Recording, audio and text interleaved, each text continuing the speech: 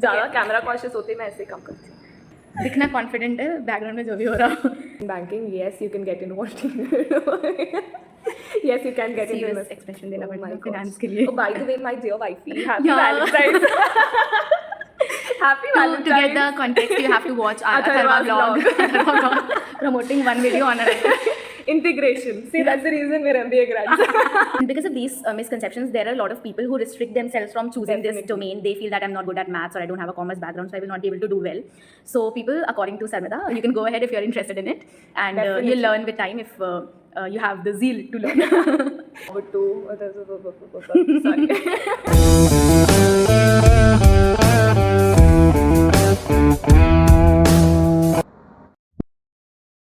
Hi everyone, welcome to Vaishnavi's chat box. Today we have Sarmada with us. Hello. So a little bit about her. She is a BCom graduate and she has worked in the finance industry before coming for her MBA.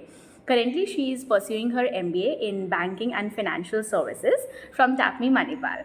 So welcome to the channel, Sarmada. Hi. This is the first time someone's given an intro about me actually. Okay.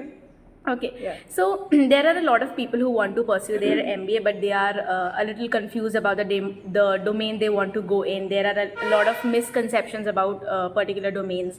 So since Sarmada has a background in finance, she will be able to help and guide a lot of you today. So I'll be asking her 3 questions around this. So we'll start. Yes. So my very first question to you is, what are some of the misconceptions about MBA in finance? So one of the biggest misconceptions about MBA in finance is you should have a really strong commerce or mathematics background, which is a big no. I mean, you can still have a wonderful career in finance despite having a commerce or a mathematics background. It's not an essential. It's not a compulsory prerequisite. All you need is good critical thinking skills and probably slightly a better understanding of business. Also, there's another misconception that if you have done an MBA in finance, you'll only work in the stock markets, which again is a big no-no. There's finance is a spectrum, so you can explore a lot of options in finance apart from going into the stock markets as such. And the third one is finance is all about numbers and spreadsheets. Again, no. Finance is trying to understand the working of a business and trying to help and develop it, in a more practical sense.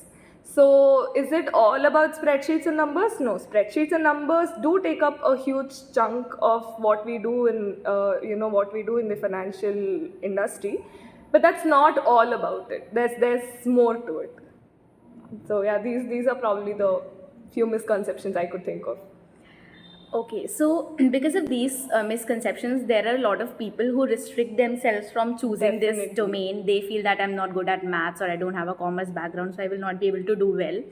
So people, according to Sarmada, you can go ahead if you're interested in it, and you'll learn with time if you have the zeal to learn.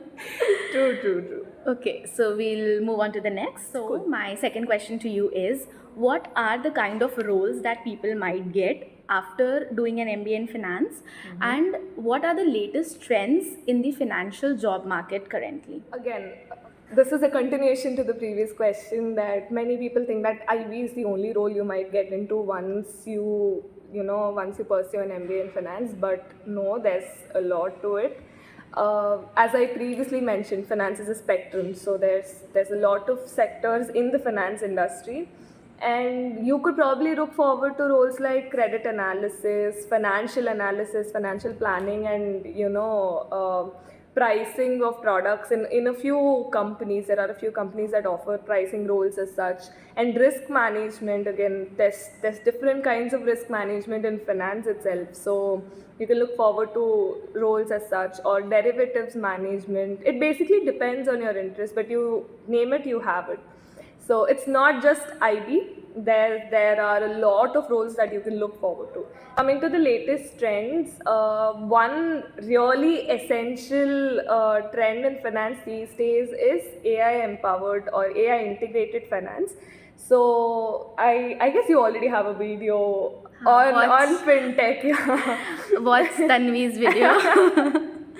AI and automation in fintech. Exactly. So AI and automation in fintech is definitely a trend. And if you are a techie, if you are someone who has a Python background, it will definitely add up to your interest in finance, because that is where the industry is heading these days. So risk management and fintech is the go-to. Is the near future for finance. Yeah. So, like, there are a lot of people who are not aware of what kind of jobs are available, what kind of opportunities they can look forward to after doing MBA in finance. So, I think Sarmada shared a few of her insights, Yes. and it might be useful to a lot of you to getting an idea of what you can look forward to. So, yeah, we'll move on to the third question. My third question to you is, what are the essential skills needed for success in the finance domain post MBA? Okay. Firstly, adaptability.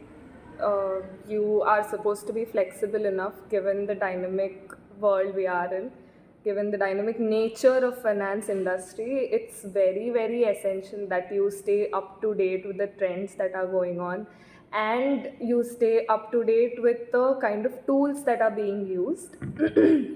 And secondly, please make sure that you are learning all kinds of softwares that are essential for finance, that starts from Excel, goes to Power BI, and a lot of visualization and data analytics softwares. It helps, guys. It helps, trust me. I was not a techie at all, but I did pick up all of these softwares post joining MBA, because it is very, very essential.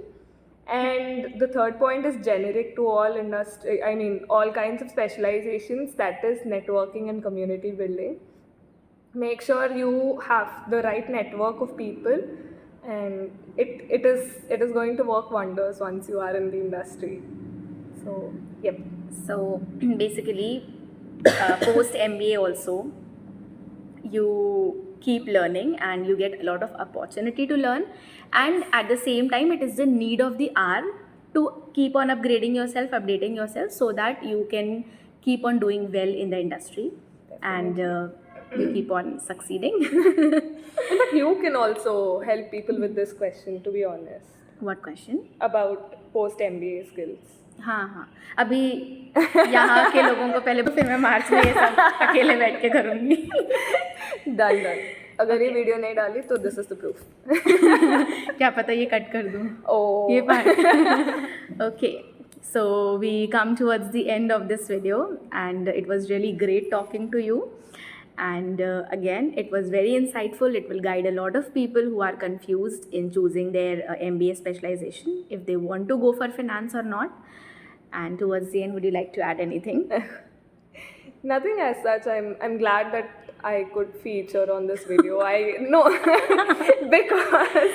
because it'll be able. It'll help a lot of people. Me before joining TAPME, me before getting into MBA, I too was very confused. So I understand people's concerns about what program to apply, what specialization to choose. So I hope I was able to help. Trying and curing few of your concerns, maybe. If you have questions, you can put it in the comment section. Then we'll be able to help you further. Done. I'll reply, guys. I'll bring Sarmada again then. Definitely. Done deal. Okay. So thank you for being a part of this video, Sarmada. Thank you. And like, share and subscribe to Vaishnavi's chat box. We'll meet next time. Till then, Bye-bye.